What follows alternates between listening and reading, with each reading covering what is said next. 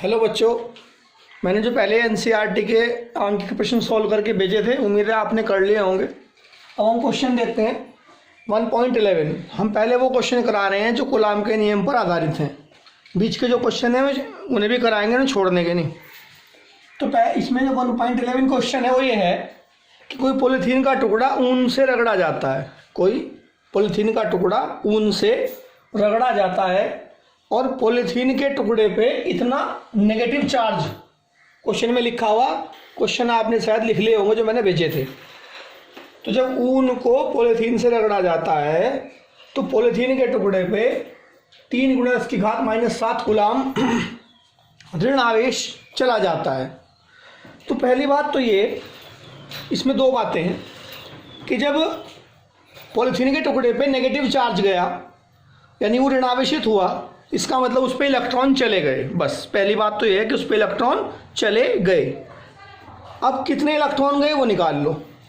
Q बराबर N लगाओ। Q का मान है, E का मान तुम्हें पता है, तो N बराबर आ गया 1.875 × 10⁻12। इतने इलेक्ट्रॉन पॉलीथीन के टुकड़े पर चले गए, तो इसका मतलब इलेक्ट्रॉन गए तो वो कैसा हो गया, ऋण आवेशित हो गया। अब हमसे पूछा है क्या पॉलीथीन के टुकड़े पे द्रव्यमान भी गया। एनसीईआरटी में लिखा हुआ है सहती, सहती कहते हैं द्रव्यमान को। तो एक बात बताओ, जब पॉलीथीन के टुकड़े पे इलेक्ट्रॉन गए, इलेक्ट्रॉन में द्रव्यमान होता है, अब इतने इलेक्ट्रॉन चले गए तो उस पर कितना द्रव्यमान चला गया होगा पॉलीथीन के टुकड़े पे। तो पहले तो हमने बता दिया कि हाँ, पॉलीथीन के टुकड़े पे सहती का स्थानांतरण हुआ। सहती का मतलब द्रव्यमान ट्रांसफर हुआ। कितना द्रव्यमान ऊन से पॉलीथीन में चला गया, ये रहा m बराबर इलेक्ट्रॉनों की संख्या गुणा एक इलेक्ट्रॉन का द्रव्यमान। कितने इलेक्ट्रॉन गए थे, 1.875 × 10⁻12 और एक इलेक्ट्रॉन का द्रव्यमान होता है 9.1 × 10⁻31। हल करके आ गया इतना, यानी कि इतना द्रव्यमान ऊन से पॉलीथीन पे ट्रांसफर हो गया। क्योंकि इलेक्ट्रॉन गए थे, इलेक्ट्रॉन में द्रव्यमान होता है, तो जितने इलेक्ट्रॉन गए उनकी गुणा किससे लगा दी, एक इलेक्ट्रॉन के द्रव्यमान से। तो इतने किलो द्रव्यमान ऊन से पॉलीथीन में चला गया। तो ये आपका था क्वेश्चन नंबर 1.11, नोट कर लीजिए। अगला क्वेश्चन बताता हूं फिर। अगला क्वेश्चन है हमारा 1.12। इसमें दो गोले हैं जिनकी त्रिज्याएं बराबर हैं और जिनके बीच की दूरी 50 सेंटीमीटर है। तो पहले दूरी को लिख लो, r बराबर 50 सेंटीमीटर। r बराबर 50 सेंटीमीटर, मैंने इसे r1 लिखा क्योंकि आगे जरूरत पड़ेगी, क्वेश्चन आसान हो जाएगा। तो r1 बराबर r बराबर 50 सेंटीमीटर, मीटर में कन्वर्ट करके लिख लिया। पहले गोले का आवेश भी इतना ही है, कितना, 6.5 × 10⁻⁷ कूलाम। दूसरे गोले का आवेश भी इतना ही है। जब दोनों गोलों के आवेश बराबर है तो उसे Q लिख लिया। Q1 पहले गोले का आवेश, Q2 दूसरे गोले का आवेश। क्योंकि दोनों गोलों के आवेश बराबर हैं, प्रश्न में दिए गए हैं, उन्हें Q लिख लिया और Q का मान होगा इतना। समझ में आ गया। तो ये तो हमें दी गई क्वांटिटी थी, गोलों के बीच की दूरी और गोलों पर आवेश। तो इस पे भी पॉजिटिव चार्ज, इस गोले पे भी, इस पे भी पॉजिटिव। तो ये गोला तो इसे इस तरफ धकेलेगा और ये वाला गोला इसे इस तरफ धकेलेगा। प्रतिकर्षण बल लगाएंगे, कितना लगाएंगे, ये रहा 9 × 10⁹ Q1 Q2 बटे r²। ये गोला ए बी को धकेलेगा और बी ए को धकेलेगा। कितने बल से, मान लो F1 बल से। तो देखो फॉर्मूला ये रहा, Q1 की वैल्यू भी यही है 6.5 × 10⁻⁷ और Q2 की वैल्यू भी यही है। तो Q1 Q2 का मान भर दिया, R का मान भर दिया। हल करके बता रहा हूँ, 9 जोका तो 6.5 यहाँ लिख लिए, 7 और 7 -14 घात होगी, 10⁻9 को यहाँ लिख लिया। 50 × 50 2500 हो गया और 2 दूनी 4 होगी घात। अब 9 जोका तो 6.5 की गुणा करी तो यह आ गया। 14 में से -9 घटा तो -5 बचा। और नीचे देखो, ये 2 जीरो का मतलब 10⁻2 है, 10⁻2 और ये 10⁻⁴, तो घटा के बची 10⁻2। अब 9 झुका तो ध्यान से देखना, 25 झुका तो नीचे वाला, ये पॉइंट हटाओ, पॉइंट हटा के 2 जीरो लगा दो, 100 आ जाएगा। और 10⁻2 पहले से था, ये 10⁻2, ये +2 ये आपस में खत्म हो गए। भाई ये 10⁻2 और ये +2 खत्म हो गए, तो क्या बचा 9 और ये क्या बचा यहाँ पे 42 25 10⁻5 और यहाँ बटे में ना, यहाँ बटे में 25 आएगा। भाई मैं लिख देता हूँ, ये कितना आएगा यहाँ 25। भाई ये तो दोनों खत्म हो गए, ये 25 आ गया। अब 42 25 की गुणा 9 में करो तो ये आएगा बटे में 25 होगा, तो 25 से भाग करोगे तो 1521 गुणा 10 की घात -5। ये पॉइंट यहाँ से 3 अंक इधर खिसकाओ, मान लो पॉइंट यहाँ था, 1 2 3 अंक खिसकाओ, पॉइंट को यहाँ मान लिया करें लास्ट में। जब पॉइंट इधर चलेगा 3 अंक लेफ्ट हैंड पे, तो यहाँ पावर 3 बढ़ जाएगी। जब यहाँ 3 पावर बढ़ेगी तो 5 में से 3 गया -2, तो ये आ गया गोले ए और बी के बीच लगने वाला प्रतिकर्षण बल। तो ये हमने क्या काम किया, 1.12 का फर्स्ट पार्ट किया। नोट कर लो, कहीं दिक्कत हो तो पूछ लेना। फिर सेकंड पार्ट करते हैं इसका।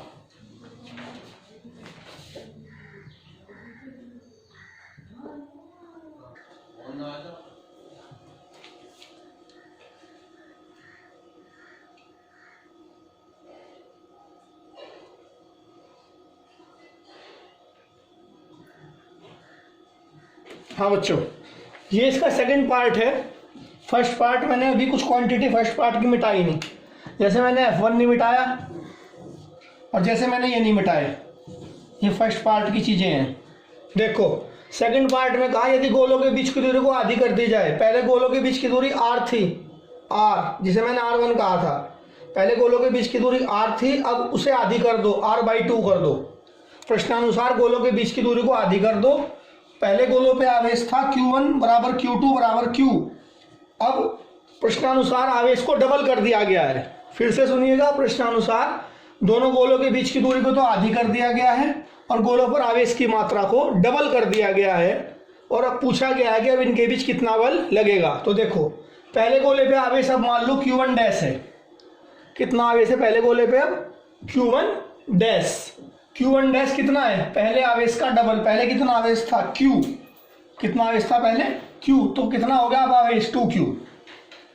Q2 डैश, दूसरे गोले के आवेश को भी डबल कर दिया गया है। पहले कितना आवेश था इस गोले पे Q, अब कितना हो गया 2Q। तो अब ये सिचुएशन बन गई कि दोनों आवेश पर, दोनों गोलों पर आवेश की मात्रा को डबल कर दिया गया और बीच की दूरी को आधा कर दिया गया। अब इनके बीच का बल निकालो। बल का फॉर्मूला मान लो अब इनके बीच लगने वाला बल F2 है। 9 गुणा 10 की घात 9 Q1 डैश यानी पहला आवेश गुणा दूसरा आवेश और बीच की दूरी का स्क्वायर। तो 9 गुणा 10 की घात 9, Q1 डैश का मान 2Q, Q2 डैश का मान 2Q, R2 का मान R/2। देखो 9 गुणा 10 की घात 9, 2 दूनी 4, Q गुणा Q R स्क्वायर और 2 दूनी 4। यहाँ के बाद यहाँ से देखो ऊपर से ये 4 यहाँ पहुँचा, 4 चौक 16, 4 चौक 16, क्या बचा 9 गुणा 10 की घात 9 और ये Q और ये Q। Q का मान क्या है Q1 है और Q का मान क्या है Q2 भी है। तो हमने पहले वाले Q को Q1 भर दिया और दूसरे वाले Q को Q2 भर दिया और नीचे है R स्क्वायर। ध्यान से देखो ये वाला, ये तो F1 था। जब आपने F1 कॉल करा होगा तो ये F1 था, F1। तो ये मैंने क्या लिख दिया यहाँ पे F1।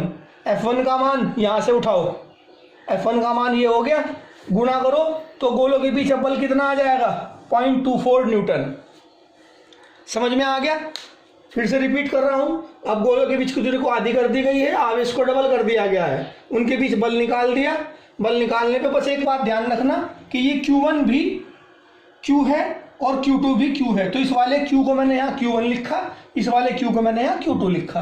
तो ये फर्स्ट पार्ट से ये F1 है जहाँ आपने F1 निकाला था। क्या दोबारा निकालना चाहते हो दोबारा निकाल लो भाई, Q1 Q2 के मान फिर भरो, फिर इतनी बड़ी गुना भाग करो, फिर से निकाल के लाओ। या फर्स्ट पार्ट से झुका दो, उठा लो F1 का मान 16 झुका दो, F1 वहां से उठा लो, फर्स्ट पार्ट से गुणा कर दो तो उत्तर आ जाएगा। निष्कर्ष से निकला कि गोलों के बीच की दूरी को आधी कर देने पर और आवेशों को डबल कर देने पर इनके बीच का बल इतना रह जाएगा। ये था 1.12 का सेकंड पार्ट। अब हम करते हैं 1.13, इसे नोट कर लो।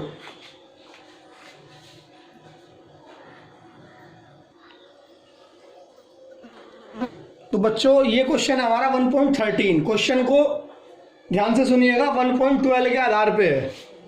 हमें कहा गया है जो गोले 1.12 क्वेश्चन में थे वही गोले हैं। फिर से सुनिएगा, जो गोले क्वेश्चन नंबर 1.12 में थे वही गोले हैं। उनके बीच की दूरी भी उतनी ही है, आ रही है, उनके बीच का उन पे आवेश भी उतना ही है।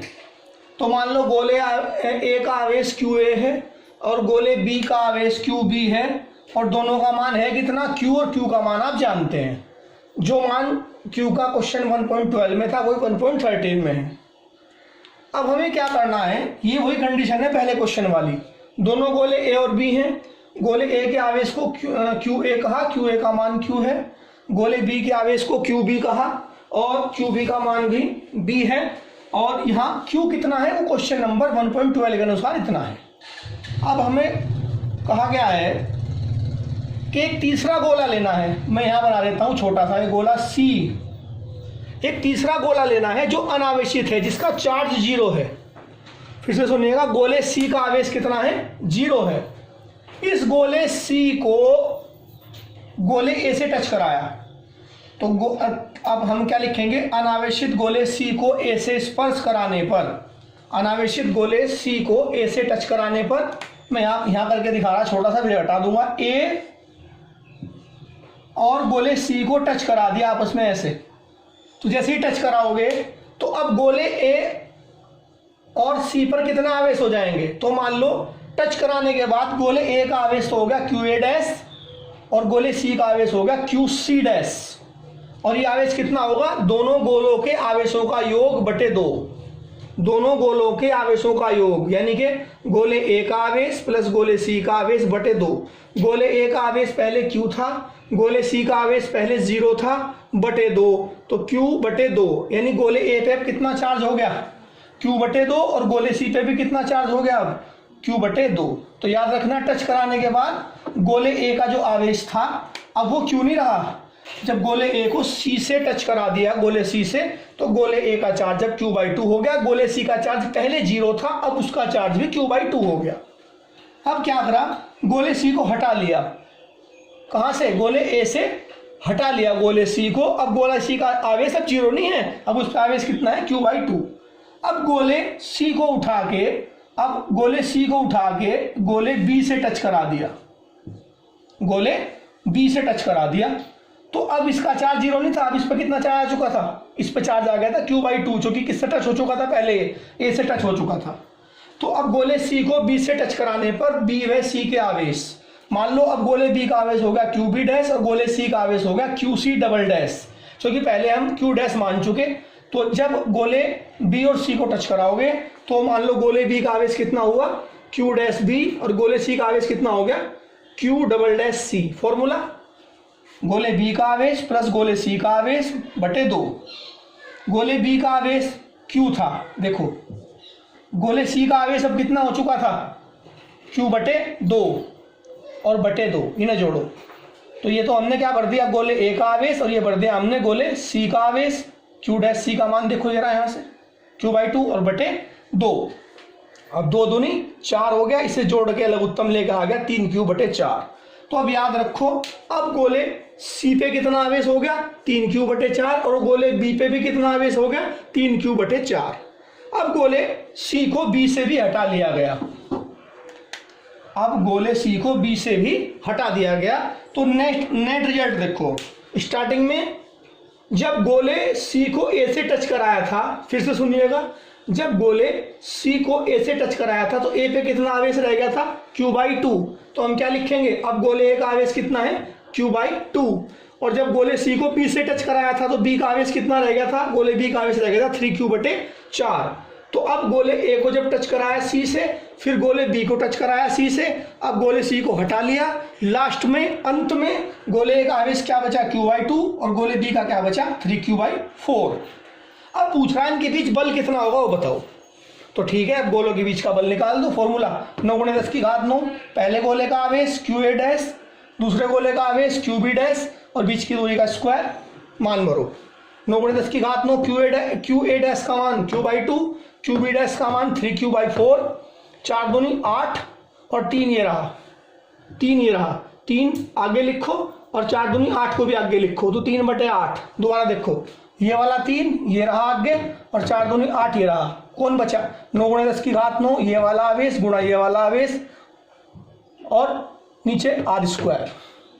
क्वेश्चन, अब आपके पास 2 तरीके, या तो आप यहाँ Q के मान बढ़ लें, ये रहा Q का मान 6.5 × 10⁻⁷, ये Q का मान बढ़ लें, और R का मान क्या बढ़ लें, पहले क्वेश्चन के अकॉर्डिंग 50 × 10⁻² मीटर।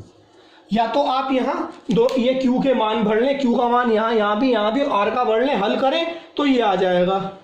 या मैं शॉर्टकट में कर रहा हूँ, मुझे पता है ये चीज़ मैं निकाल चुका। क्वेश्चन 1.12 में मैंने जब F1 निकाला था 9 × 10 की घात 9 Q × Q बटे R², वो मेरे पास था। कितना था वो मैं बताऊंगा।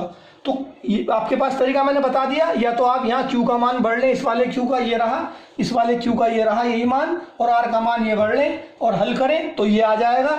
या मैंने शॉर्टकट से करा, मैंने लिख दिया क्वेश्चन 1.12 से ये क्या था जो मैंने गोला बनाया, ये F1 था 9 × 10 की घात 9 Q × Q बटे R²। तो ये क्या था, ये F1 था। तो देखो यहाँ ये किसका मान है, ये F' का मान है। किसका मान है, ये F' का। तो F' के मान में 3/8 तो जुगा तो, और ये गोला क्या बन गया, ये F1 बन गया।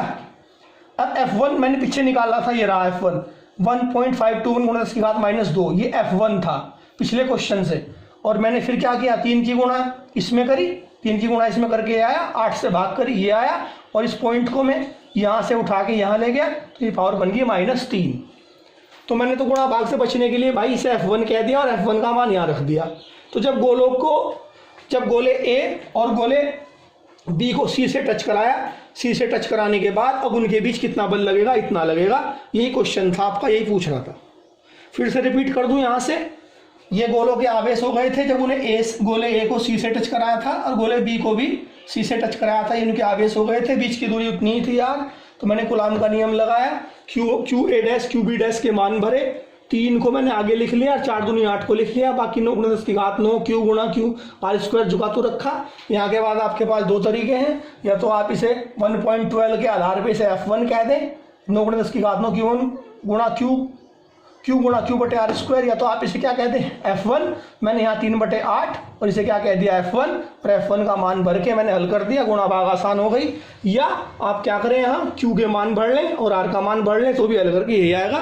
तो ये मैंने कूलाम के नियम पे जो भी क्वेश्चन थे NCERT में अनसोल्ड आज सारे सॉल्व कर दिए हैं। कल के लेक्चर में नया टॉपिक पढ़ेंगे हम, वैद्युत क्षेत्र।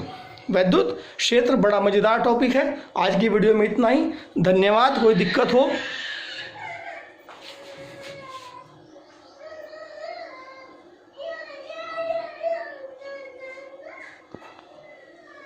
आज की वीडियो में इतना ही, बाकी कल तो कोई दिक्कत हो तो पूछ लेना। धन्यवाद।